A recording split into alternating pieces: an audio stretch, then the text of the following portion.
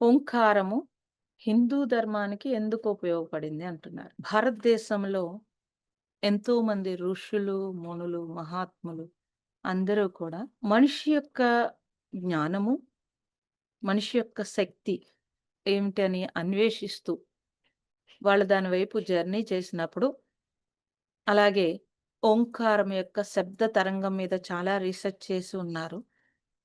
మనకి అగస్త్య మహాముని దగ్గర నుంచి అంతకుముందు కూడా ఇంకా చాలామంది చేస్తున్నారు. కానీ అదంతా కూడా మనకింకా తెలియబడలేదు. తర్వాత మహాముని వచ్చిన తర్వాత దాన్ని బాగా ఆ తరంగాల్ని బయటికి తీసుకొచ్చే ఒక ప్రయోగాలు వారి వారి శిష్యులు భృగు మహర్షి వాళ్ళందరూ కూడా ఆ ప్రయోగాల్ని బయటికి తీసుకొచ్చారు కాబట్టి తెలిసింది అందరికీ కూడా.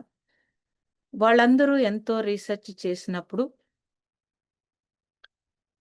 హిందూ ధర్మము అనేది అంటే మతం కాదది ధర్మం కాబట్టి, ఆ ధర్మాన్ని ఈ లోక కళ్యాణం కోసం లోకంలో జనులందరూ జన్మరాహిత్యానికి ప్రయాణం చేయడానికి, జన్మరాహిత్యానికి వెళ్ళడానికి వారందరూ ఎంతో కృషి చేసి, ఆ శబ్దాన్ని వాళ్ళు చేసిన రీసెర్చ్ ప్రకారము మనలో ఉండే ఆ ఎనర్జీస్ అంటే శక్తి ఏదైతే ఉందో ఆ శక్తిని వెలికి తీయడానికి ఎన్నో ప్రయోగాలు చేశారు.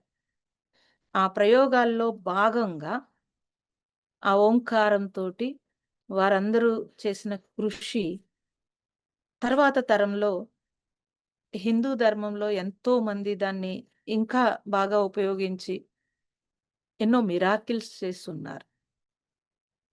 అందుకే వారు ఆ ఓంకారాన్ని ఏం చేశారు అనంటే ప్రతి ఒక్కళ్ళు ఎప్పుడూ వదలకుండా దాన్ని రోజు ఉచ్చరించేటట్టు మన మంత్రానికి ముందు ఏర్పాటు చేశారు. మంత్రానికి ముందు ఎందుకు ఏర్పాటు చేశారంటే, మంత్రం చేసేటప్పుడు ముందు మనిషి శుద్ధవ్వాలి. శుద్ధి అవ్వాలి అనంటే అప్పటికప్పుడు చాలా స్పీడ్‌గా మనిషి తనలో తాను ఉండే ఆ నెగెటివ్స్ అన్నీ తగ్గాలి అనంటే గనక, ఆ ఓంకార శబ్దం ఒక్కసారి పలికేటప్పటికి ఆ తరంగము మనిషిని శుద్ధి చేస్తుంది. అలా శుద్ధి చేయడం కోసం వాళ్ళు చేసిన రీసెర్చ్ అంతా కూడా చాలా బాగా ఉపయోగపడాలి అనంటే కనుక, ప్రతి ఒక్కళ్ళు ఉదయమే లేసి పూజ చేసేటప్పుడు ఆ మంత్రానికి ముందు ఆ ఓంకారం పెట్టి, ఆ ఓంకారంతోటి ఇమ్మీడియేట్‌లీ శుద్ధైన వెంటనే మంత్రం చెప్పినప్పుడు మంత్రోచ్చారణ బాడీలో మొత్తము అన్ని పార్ట్‌లని యాక్టివేట్ చేయటం కోసము అంత శ్రద్ధతోటి దాన్ని మన హిందూ ధర్మంలో దాన్ని ఇమిడ్చి ఉంచారు. అదే మన సంపద. సంపదంటే కేవలం డబ్బు కాదండి. సంపదంటే శక్తి. ఆ శక్తిని మనకందించిన మహాత్ములందరి కృషి. అందుకే ప్రపంచ దేశాల్లో హిందూ ధర్మం చరిత్రలో అలా ఉండిపోయింది.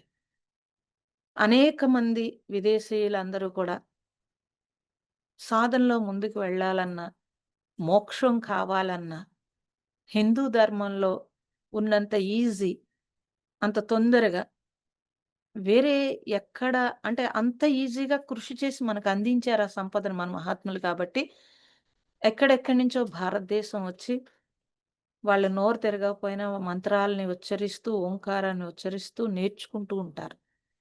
ఇక్కడ పుట్టి మన అదృష్టము, ఇక్కడ పుట్టి మనము దీన్ని ఉపయోగించుకోకపోతే మన దురదృష్టం కూడా.